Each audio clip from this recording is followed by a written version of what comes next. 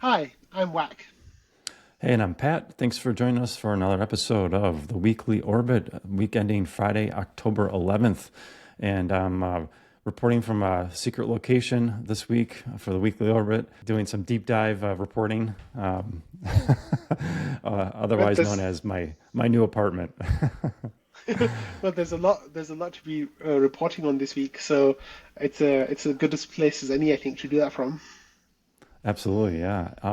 We were talking just offline, Whack, how all these months it seems we've been talking about these upgrades Rock Pool's going to get, NodeSet, and finally, I can see the finish line coming here. We've come around the third turn. We got about 100 yards to go. We'll get into that later in the episode. But this week, take a look at markets. Ethereum, we're about flat for the week, 0.8% up. Yep. Right now, we're at 2,373. And I was taking a look at the ETH BTC ratio, and last week it was at 0.038, and I think we're at 0.039. So we're actually up a Mm. little bit on the ratio. Okay, RPL is yep. doing a little. RPL is doing a little better. Let's take a look at that right now. It's at $9.94, and the ratio is actually up in U.S. dollar terms about 3%. So markets have been kind of flat. Let's take a look at the ETF flows. It's kind of we had a couple of days of zero across the board Hmm. there yesterday and on the 4th. Pretty calm waters. Nothing really happening in markets. What do you think? Yeah, so ETH has been pretty much flat for a month, except a little bit of a increase in the middle and then a decrease from there. With RPL, it's been like a little bit down on the month, but in the last week, like you said, we've kind of been flat. So the idea is, is this the beginning of a trend change? Hopefully, like getting way ahead of ourselves, but it seems like there's attention coming back to Rocket Pool, and some people are talking about buying RPL in the community who haven't for a while. So people are starting to say, "Hey, I'm buying RPL here," and just that kind of like becomes a snowball, and hopefully that buying becomes kind of infectious in the community, and then we can move the price. But at the moment, it's just holding on, don't hit new lows, and try to get through the month, and then hopefully we'll have a really really good month up ahead. Yeah, let's take a look at some of the news this week. Val did a really nice thing for the community, put together this Saturn TLDR.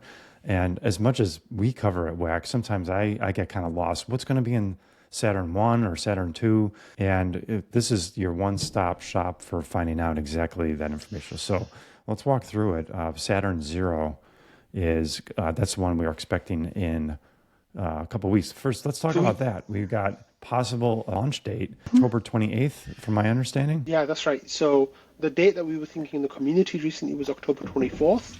And the reason for that was, so we'd have the maximum amount of time to get the tree generated after it goes live, because that would be on the day of the next rewards period. However, Mhm. Langers in the community call this week said that, the team don't like to launch things that close to the weekend. So it makes sense to launch it, the following week. So Monday in Australia is like Sunday in the US, pretty much. So we might actually get it on the evening of the 27th in the US, but it'll be the 28th in Australia. So, or in parts of Mhm. Europe as well, it might be the 28th already, like early morning of the 28th. So that is actually really really interesting, because we now have this target in mind of it's possible, it's not guaranteed at this point, but it's looking more likely that the 28th is the date. So Saturn Zero live on the 28th. The hyping has already begun. Jasper's been putting out tweets, and like people are starting to respond to that, and Mhm. now we're getting closer to it. So yeah, why don't you tell us what's in Saturn Zero that's coming in Yeah. 2 and a bit Yeah. weeks? Yeah, it's funny. We were talking. They're worried about launching on maybe a Friday, and I just thought, well, Jeff Bezos would be like, "What do you mean? It's every day's a Monday. We work every day. What do you guys? What are you Aussies doing? Not working through this, right?" Yeah, But so yeah, the team definitely don't like working on the weekend, so weekends, that's that's okay. that's That's totally all right. fine. Yeah. Yeah. So Saturn Zero, here it is. This is a stepping stone on the way to Saturn One, which allows Rocket Pool to get TVL from folks that don't wish to stake RPL earlier. It also allows new mini pools to be created without staked RPL. Commission for those mini pools would be 5% in contract. They will get a bonus commission from 5% if you have no RPL staked. Up to 9% RPL stake is greater or less than 10% borrowed ETH. The bonus commission will go away for rewards period after Saturn 1 to strongly encourage folks to migrate to the mega pools. Mm-hmm. To be determined, the minimum stake to qualify for RPL rewards will be 10% borrowed or zero, depending on the vote outcome, which looks like our PIP 62 is going to pass to remove the cliff. So we're going to have rewards Yep. for people between 0 and 10. So Saturn 0, a stepping stone. The one key thing here, WAC, is no smart contract changes are needed. This is just going to Yep. be some parameter changes, which is good. We don't have to worry Yep. about any new bugs or audits or any of that stuff. Yeah. So some of the work is going off chain. So that will be done with the new rewards tree that Patches is starting working on, rewards tree version 10. So the 5% will be from the contract, right? So that is guaranteed pretty much in perpetuity. The extra 5% that you're going to get to make it the base 10%, you'll be getting that from the smoothing pool. So that will be a rewards calculation that has to happen with the order. Will do that every month when they work out rewards. So that is taking some of the complexity that might have happened at the contract level before, and it'll be going to off-chain methods instead, and then that can go. So basically, your base is 10%. That's the main thing that you need to think about. If you start an ETH only validator, that'll be 10%. If you want to Right. get more, if you want to go up to 14% like we have now, then you'd have to add up to 10% of RPL. The more RPL you add, the closer you get to that 14%. So Right. yeah, Yeah, I think it's pretty cool. that's a key thing to remember. Like, hey, if you still want to do a normal mini pool with RPL staked, you'll get a higher ETH commission. You'll get that 14% on the borrowed ETH instead of just 10. Yeah, that's right. Yep. So it's pretty cool in that sense. Yep. So here comes Saturn 1, which we expect maybe 6 to 9 months from now, probably hopefully quarter 2. Saturn 1 is going to have universal parameters that can be set at the protocol level, which allows us to listen and respond to the market. Let's stop there. So what does that mean? Universal parameters, WAC. Yeah, so there's going to be a few different settings, well, a few different places where money comes in and goes out from, and those are going to become parameters in something called universal adjustable revenue split. So like there's money coming in from rETH. So there's a 14% rETH commission. So that will now become a parameter. So that 14% will be able to be changed. Then other places where the money goes, that will also be able to be changed. So you have a node operator share. We're probably going to put that like 5%, 6%, 7%, whatever we want. That will become a parameter. And then voter share will become a parameter. And then a burn basically will become another parameter, but it might be that that just ends up being a voter share. So the way that these parameters will work is depending on what the protocol needs at the time, we can move those parameters around to make one thing more attractive than the other thing. So for example, if we don't have enough rETH being minted, then we can reduce the commission on rETH to make it more attractive, to make it so people mint it. If we don't have enough node operators and we've got too much rETH demand, then we can boost the rewards for node operators by taking it from other places, basically. And finally, if we don't have enough people participating in governance because there's not enough RPL staked, then we can boost the RPL rewards and get money from the node operators or rETH commission to give it to the people who stake their RPL, and then that would that would be a bigger share there. So these are the variables that we will have.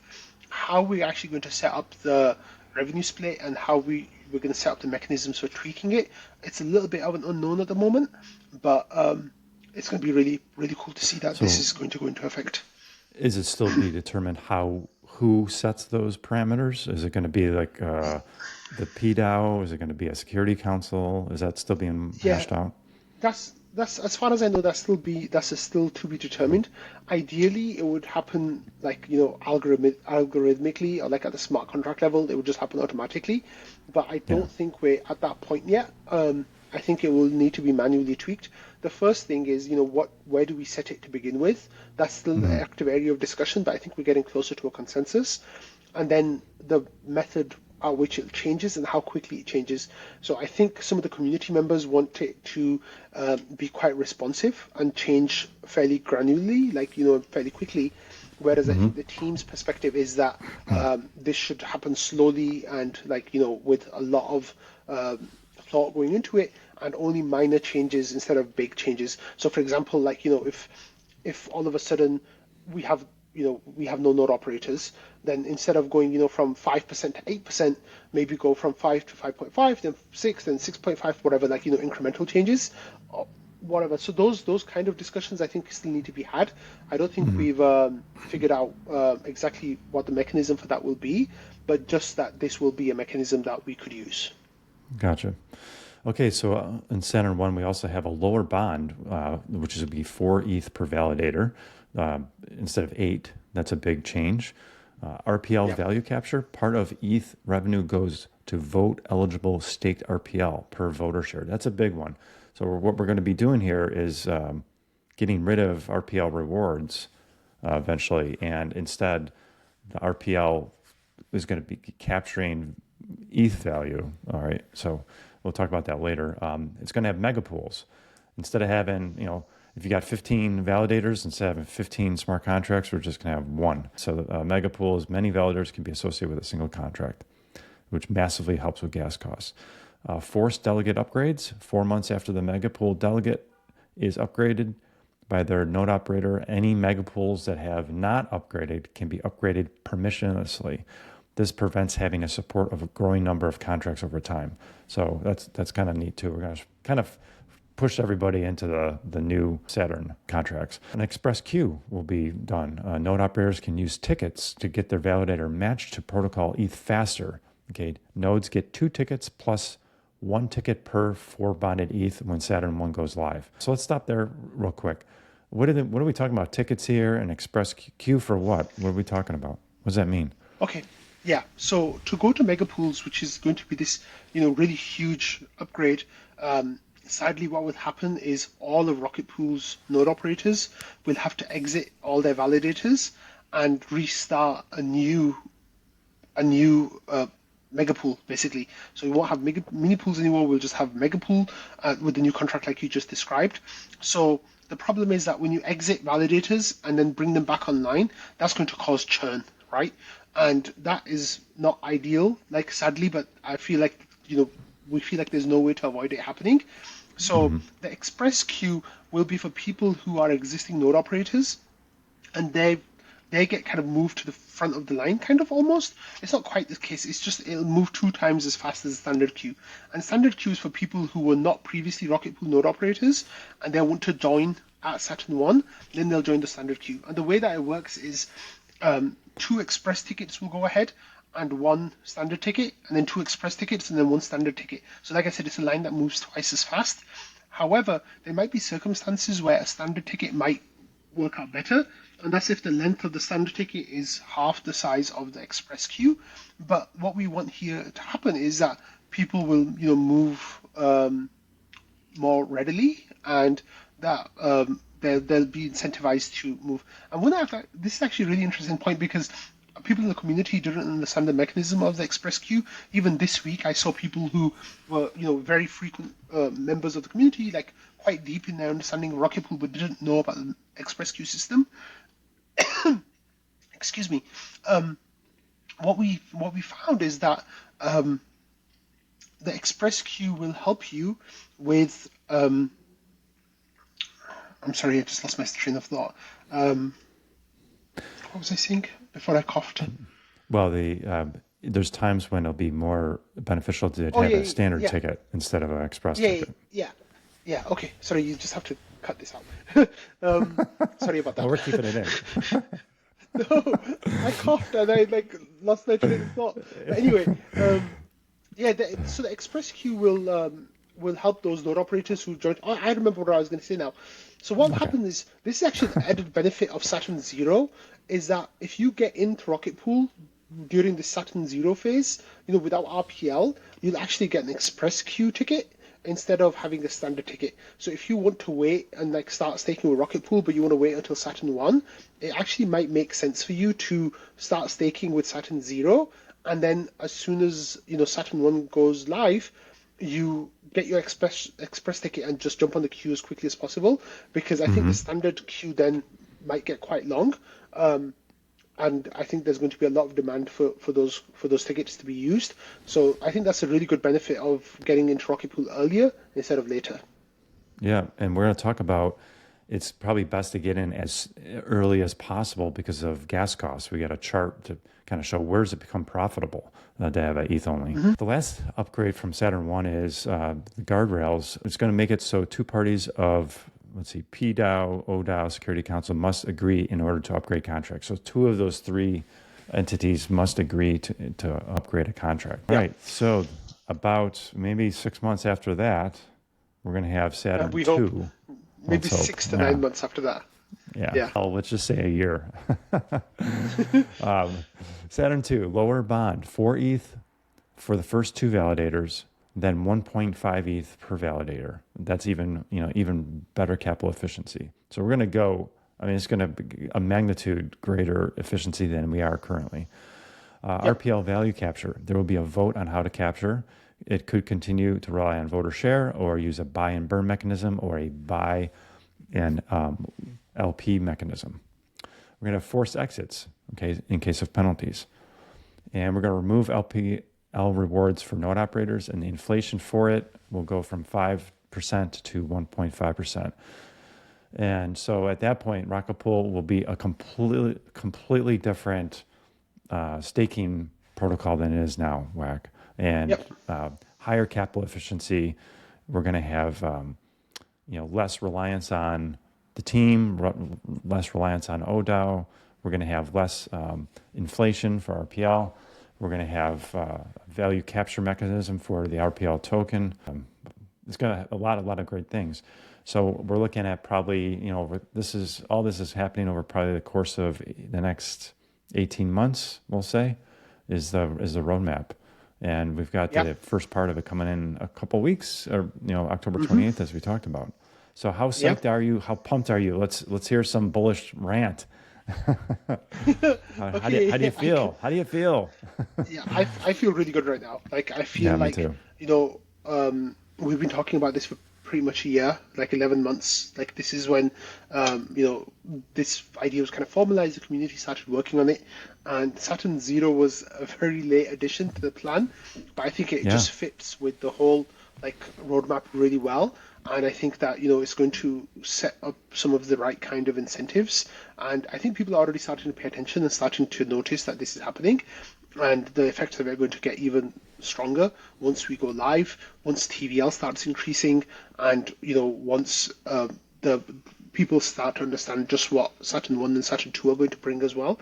All of these things together, it's going to be like really awesome. right. I'm excited. Yeah. So we're talking about getting TVL boosted before Saturn 1. One of those things is getting more ETH staked. And with this ETH only mini pools coming up in a few weeks, where does it become profitable? Because we have to pay for gas, and there might be a queue. All right, so we've got a chart here that is going to help us determine that. And as we were talking about, if you want to get an express ticket come Saturn 1, you're not going to want to stake. If you say, well, you know what, I'll just stake a week before Saturn 1, and that way I get an express ticket. But the thing is, you're going to pay for gas. You're not going to earn enough ETH to pay for that gas. So it really doesn't make sense to do it right before Saturn 1 goes live. What makes sense is do it Yep. as soon as you can. And here, I'm sorry, the y-axis we have gas price, on the x we have Q. Okay, so if we were to do this today, we got 0 Q Yeah. in days. Hmm. And say you did it on a weekend. Right now, sometimes we'll get we'll say 5 gwei. So it Hmm. would take about 9 days for you to make up the gas on that 8 ETH mini pool. If Yeah. it was 10 gwei, it would be 18 days. All right, so not bad. If within a week or two or 3, depending on the time of day you do this, the price of gas, you can make up that gas right away, and then it's all profit from that point forward. Yeah, so that's awesome. Um, Yeah. In terms of, do you want to comment on that before we Yeah, move on? yeah, I was going to say that this is if you are sat on ETH and it's just idle ETH, then you will get, you'll be Oh yeah, profitable yeah. really quickly. However, I forgot if to mention you that part. are holding, yeah, if you're holding an LST like rETH or STETH or whatever else there is, or if you're getting, interest on your ETH from Aave or some service like that, or if your ETH is getting yield somehow, it's those numbers will get more difficult to get profitable. What you'd have to do then, yeah, like for example, this oh, that's horrible shades of orange on You that, know. but yeah, like you'll have to it's horrible.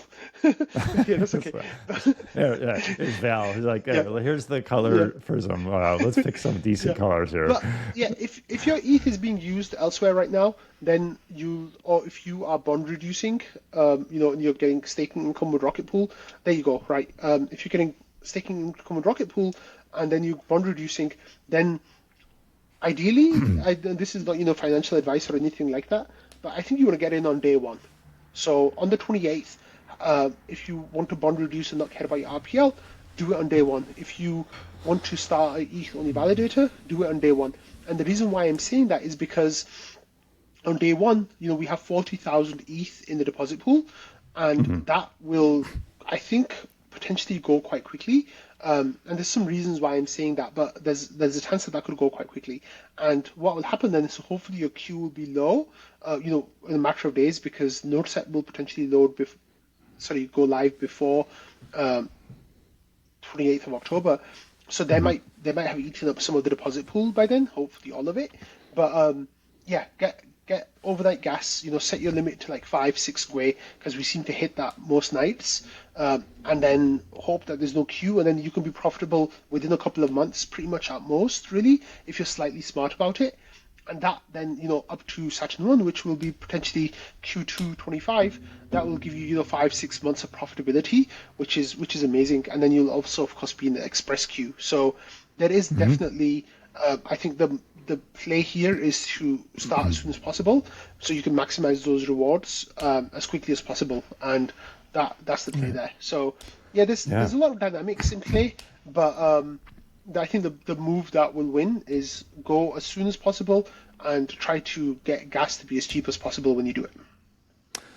Yeah, and this chart I should have said at the beginning is this is comparing if you just got idle vanilla ETH sitting in your wallet, how long would it Yeah. be before you're profitable? I was just thinking of all these, including myself, people who are farming, like say L2s, Linea, Scroll, Tyco. I've got this idle ETH sitting there just because you want to farm and get hopefully an airdrop. And I was wondering, I got all this idle ETH that's going to be sitting around. Where can I put it to use? So.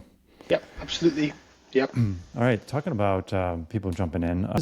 So we're starting to get some anecdotal evidence that there's some maybe solo stakers out there, whack, who are interested.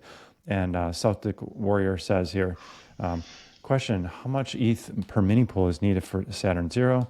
I've been a solo staker since Genesis of ETH 2 and have deliberately stayed clear of Rocket Pool because of the RPL exposure. But I'm considering dipping my toes in the water now. So this is good. I think there's some talk. People are taking a second look at Rocket Pool. They see this ETH only opportunity, and the reason is whack is you'll earn 22% more, No, or is it 30%, 30% more? 1.3 times solo staking. Right. Yeah. So you could be solo staking and earning more for just a limited amount of smart contract risk for more ETH rewards. So this is good. What have you been seeing? You've been also hearing the same thing, a little chatter amongst the crypto community. Yeah, that's right. So I've been seeing things on crypto Twitter. I've been seeing things on Reddit. I've been seeing things on the Discord with people kind of paying attention again. So I've seen people who have 16 ETH validators who kind of resign themselves to just keep those validators running, like, not getting RPL rewards. Those are people going to be primed for migration.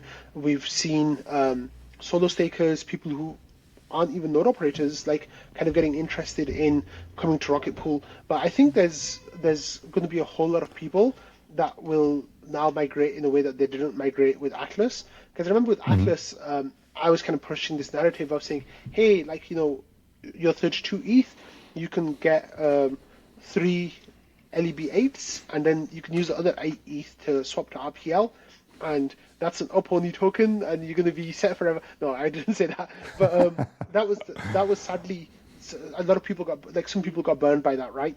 But what will happen now is, there's no RPL, so you just get that pure yield, and 1.3 times solo staking.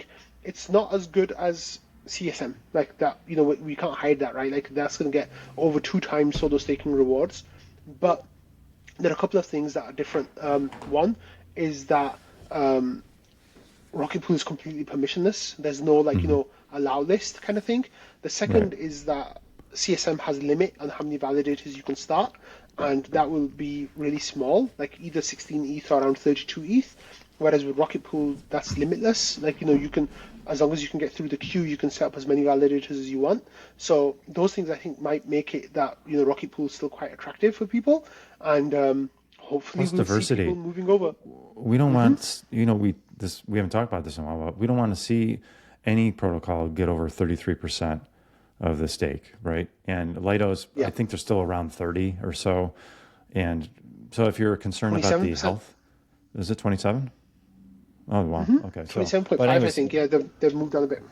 yeah, so we don't want to, but we want to see that go back up, right? We want a healthy ecosystem, a healthy Ethereum. And so if you're looking at it from different angles, it makes sense. Rocket Pool might be a good choice to use for taking your ETH. There's another idea. This was covered by Stake rocketpool.eth. Keep track of the different DeFi opportunities we have for our ETH and RPL. And PancakeSwap has always been one of the top producers for yield. Right now, up to 21%. So some might say, you know what, Whack, rather than spinning up a mini pool with my ETH, why don't I just jump into this and do an LP and I'll earn 21%? And it doesn't matter if you're doing CSM or Rocket Pool, you can't touch that. We're talking about Nope. 3, 4, 5%, maybe 6, but 21%. And this has been this way for a while. So that's one. Now you have smart contract risk, of course, but tell us, listeners, why is it so high? How can it be 21%? What is this too good to be true? Or is this something that something like the IMC has been incentivizing, so we'll have courage liquidity? What do you Yeah. think? So first of all, yes, please go mint our ETH when it becomes available, and go provide liquidity for our ETH. That would be amazing. Like, I would love that, because my worry going forward is, like, our ETH demand, right? Like, because Right. with Saturn Zero, we've got a deposit pool with 40,000 ETH in there, and we're hoping that there'll be a lot of people who start validators, so we'll need our ETH demand for that. So we've got a cushion, 40,000. Hopefully that will go away very quickly. But after that, we'll need more people to become node operators, and more people minting our ETH. However, right now it's one node operator ETH will get you ability to mint 3 R ETH pretty much, because it's 8 ETH plus 24 ETH for a validator. With Saturn 1, we go to 4 ETH plus 28 ETH per validator, so it's 7 times more. So we'll have more than double the amount of our ETH capacity per ETH that we have now. It'll be 1 to 7 instead of 1 to 3, right? So that will be basically, if everyone in the protocol moved from the regular 8 ETH validators, we'd have more than double the capacity for our ETH, over 1 million R ETH, like, ability to do that. So then, please mint our ETH, right? Like, that's Yes. the idea that So we'll have. how And is then it with how is it they can be putting out an APR of 21%? Yeah, so the way that this works is, this is a co-incentivized pool. So there are RPL rewards be given to this pool by the IMC, and then PancakeSwap are also incentivizing this pool from their side with their cake tokens. So this is incentivized pool, and this, a lot of these pools that you're seeing on this DeFi sheet, they're being incentivized by the IMC, and the IMC's job is to incentivize liquidity for our ETH, and make sure that there's enough rETH on the secondary market to make it that people can sell in and out of rETH quite easily if the deposit pool is not working the way that it hasn't been for, like, nearly a year. So that's the reason why these rewards are there. People, I guess, don't trust PancakeSwap as much as they trust Balancer or Uniswap. I don't know why, but that I think that is a reason why the rewards here are higher. Obviously, as more people enter that liquidity pool, then there's those rewards will be shared out by more people, which means that you're not going to get that 20% number. But this has been a long-standing, very decent yield, and I cover this every 2 weeks on Rocket Fuel, right? Like, with what is good on DeFi, and PancakeSwap, I think in the last 10 times I've covered it, has been like the number one yield venue for like 8 of those. So Yeah. it's a decent long-term park. But of course, with liquidity providing, you have additional smart contract risk. Like, liquidities pools can get hacked, they can get drained, and in that eventuality, there's a chance that you can lose everything that you put into it. Whereas, of course, with staking, that chance is a lot lower. Even if you get slashed, it's a 1 ETH penalty per validator instead of, losing everything that you have. So those are some of the reasons why, these liquidity pools exist. But if you want to use your rETH, then go to rpldfi.com and you'll see this sheet. And there's actually a grant submission for a team who want to make a better version of this table. But a lot of the information that you want will be in this table as it is. Yeah, that's cool. So on our last item for the week, some NodeSet news. Joe writes, "Hey, Hyperdrive beta testers, today." This is yesterday, by the way, October. Today we have published release candidate 1 of version 1.1.0 of Hyperdrive. This adds some improvements the community has helped us define with the beta 2. What's the significance of this? This sounds like we're on the precipice of going mainnet. Yeah, so release candidate versions normally are the ones that, if things go right, then this will just be the version that will get released when Hyperdrive, when Constellation goes live. So Hyperdrive is NodeSet's version of the smart node, and then Constellation, which is what we want for XRETH and XRPL, that will be a module that gets built on top of Hyperdrive, because Hyperdrive, they're going for this modular architecture, and you can put whatever module you want on top of the Hyperdrive base layer. So, for example, you have a Stakewise module, then you'll have a Constellation module, then you'll have other modules potentially in the future. But the reason why this is important is because it just gives you an indication that we're getting closer and closer to mainnet release.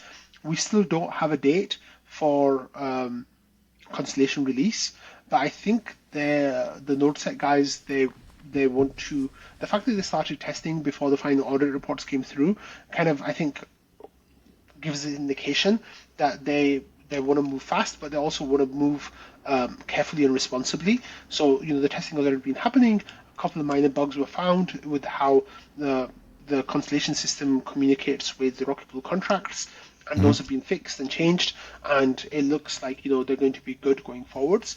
But everything looks good. Like all guns blazing. Like they're getting things in order. So Yeah. I wouldn't be surprised if we see Constellation go live, like pretty much any day now. Maybe a week, maybe 2 weeks. Like I don't think they're afraid of launching on a Friday. Let's just say. The way the Rocket Pool TVs. So Yeah. we might see it like pretty soon. I think that's what I just think. Like I don't know a date. I don't know any information more than you all do. But that's just how I've kind of put those ideas together in my mind. But it looks like they're very close now. Have you started your, are you beta testing on your node yet? No, you haven't done it yet? You No, better get to it. I have to do it. Yeah, because to be a node operator and to start getting ETH, you have to be go through their beta testing. Like they won't let you jump straight on mainnet. I asked if they would let me do it, and they said no. I'm not special. so Not so I have to do the special. beta testing. I have a machine. I have to get it all set up. I just haven't found the time to do that. It's going to take me a couple of hours of work. And the thing is, like, I have my nodes in a cabinet, like on a different floor from where I spend most of my time, and it's far away, and I don't have a monitor and the keyboard, and I have to like do all of that stuff, and it's just annoying. So yeah, that's why I haven't done it. But I have a Proteus that's set aside for NodeSet, so I'll be using that. But I haven't done it yet. That's awesome. Wins for the week. My win is going to be ETH Only, or October 28th. I heard that date and I thought, oh, that's a win. We've talked about this. It's going to allow Rocket Pool to compete directly against CSM. It's actually going to, if that October 28th date comes to fruition, we'll actually launch before CSM, which is cool because Lido in the past has always been a little faster than Rocket Pool. Um, it's going to help us grow TVL. It's going to help create some chatter, some buzz, some good marketing for Rocket Pool. So that's my win for the week is October 28th. Excellent. Yeah, my win for the week is that I started running again this week, and I'm feeling really Oh, good about it. It's the first time in a long time. So I went out a couple of times. Actually, as soon as we finish recording, I'm going to go out for a run now as well. So did I'm did the feeling really ground good about shake it. when you And ran? You're a big no, I'm man. not that big. I'm not I that mean, like big. Thanks for calling me you're Fat not Pat. not fat. You're just large. You're a large dude. No, the I ground look did not up to you. shake, I'm pretty. I'm thankfully. 6'2", and I look up at you. I was Yeah, like, wow, yeah. you're But no, so I'm running again, and it's cold in the Midwest. It's starting to get cold now, but it's nice running weather for now. So I figured it's a good time to get started, and then try to keep the habit during the winter, and maybe run a marathon in the spring. That I think would be a nice target. that's amazing. I can't imagine Yeah, ever doing a but marathon. I think the I did it. I most. did it before. I did one before. Yeah, I was kind of Yeah, slow, but yeah. I finished it. Yeah, I so maybe it's remember time you to do told it me again. that. That's Yeah. amazing. Okay, guys. So that concludes today's show. Thanks for watching. Like and subscribe as usual. We appreciate y'all tuning in every week and listening to us ramble on about Rockable. But we're entering, I think, an exciting quarter here. We've got the ETH Only. We've got NodeSet launching as well. So keep watching. We appreciate it. Until next time, Yeah. we'll see you. See you, Whack. Thank you so much, Pat. See you. All right. Bye bye.